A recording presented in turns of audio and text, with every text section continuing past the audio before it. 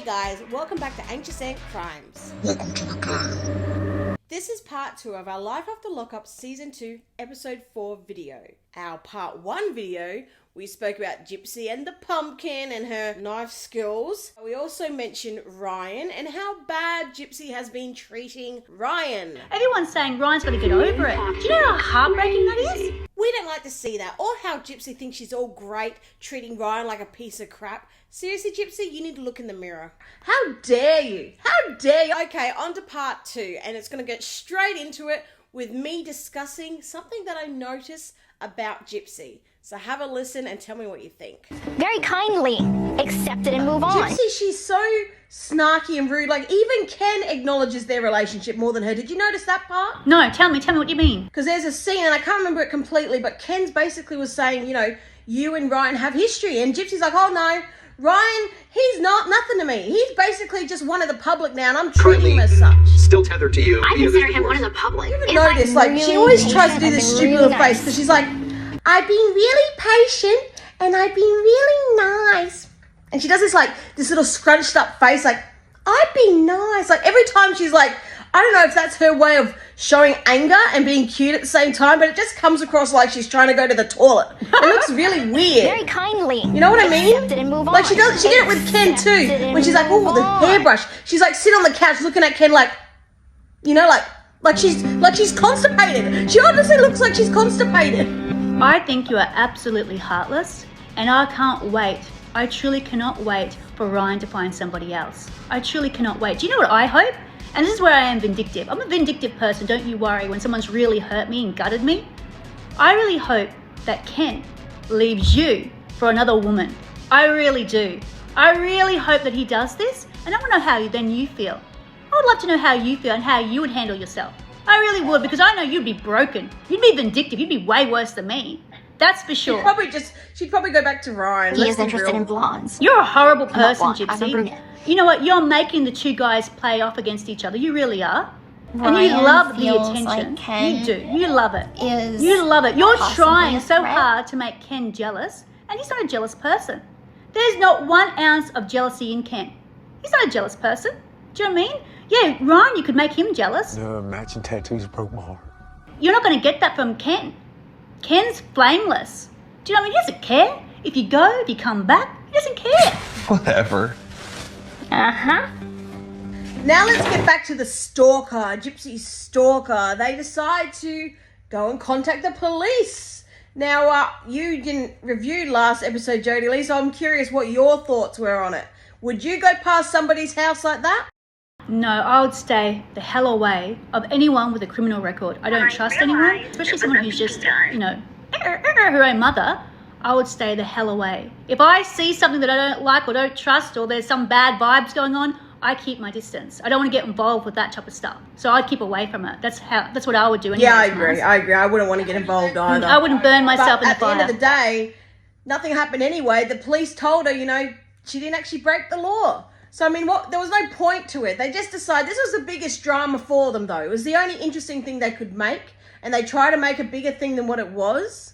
And really, it wasn't much at all. See how I drive down the street, I pass up the house, turn around and come back up and leave. I don't stop. I do. If I wanted to prove that I lived in the area, I would go to, like, the local mall. Or, like, because she went past their local McDonald's.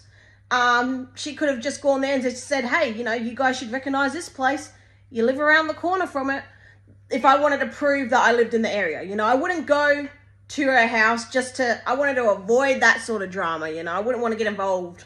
The whole reason why I went down there is because Christy asked for the receipts. Christy was telling everybody through the followers and the followers through the content creators, telling them she's not from the Bayou. She's not from the Bayou. He goes up on live, on Breeze Live, and says, prove it. You're not from the Bayou. Christy baited her.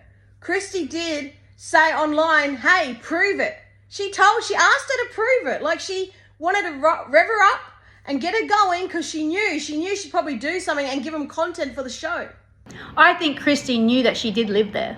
She did. That's what I mean. She did it on purpose to rev her up. What's up, besties? You know what time it is? It's time to call somebody's shit out. Let's go. What else happened on the show, Mars? Oh, what else? I mean, you know, Gypsy, she had her paternity test, as we know. She tried to...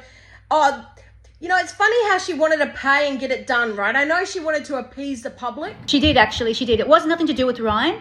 She wanted to do it for all of us. Let's be real. She did. Yeah, that's what I mean. Card?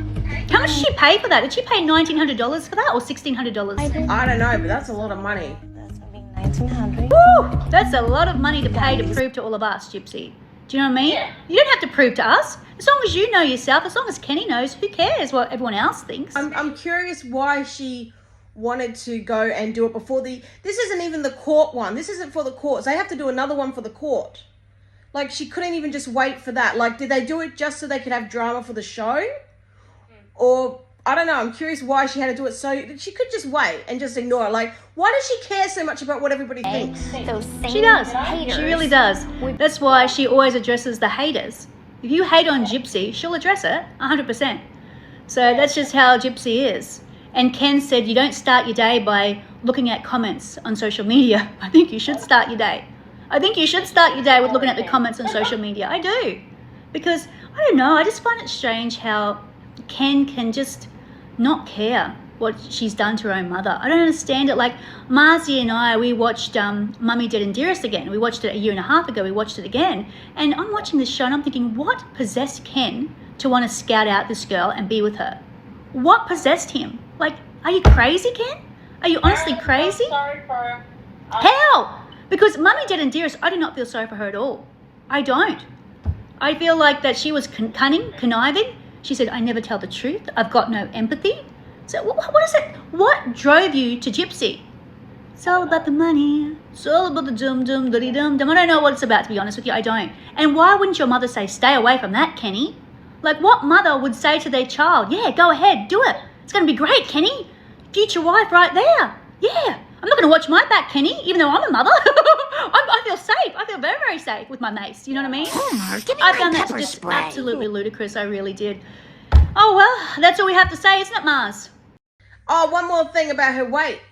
Did you see how she had to quickly defend herself there? Like, again, she always wants to defend herself, and she's like, oh, you know, because Ken said, oh, you know, you're not eating that much. You know, he expected her to eat a bit more because she's pregnant. And then she had to quickly jump on and say, no, I did eat. I ate plenty. And she's like, oh, you know, I'm just not a big person. I'm thinking, what a load of rot.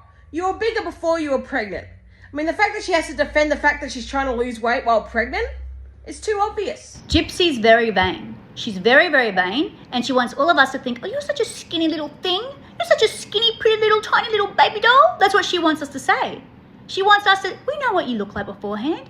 We saw your nose. We saw and you know, I don't think anything was wrong with your nose. I love my new nose. Characteristics on the face. You had all this work done.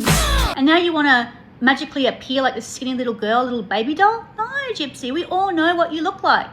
So I don't know. I don't know how you envision yourself. I really do not. But I think she's had, especially Ryan. I think Ryan's put a lot into her head to say how gorgeous, how perfect, how amazing, how wonderful, because Ryan does do that. He does compliment Gypsy a lot. She's so beautiful. She's so unique. She's the most beautiful girl ever. I'm never going to find a Gypsy Rose again. And Gypsy's got this in her head. Listen, baby, I know I was a bad girl, but come on. You'd have to be crazy not to take me back. Anyways, that's about it, isn't it, Mars? Yeah, I think that's about it. That's all of it. And the biggest highlight was Gypsy with the knife and how good she was with the knife. And yeah, That's the biggest highlight. couldn't believe it. Truly couldn't believe it. And the fact that Ken had to mention Dee Dee when she's holding a knife.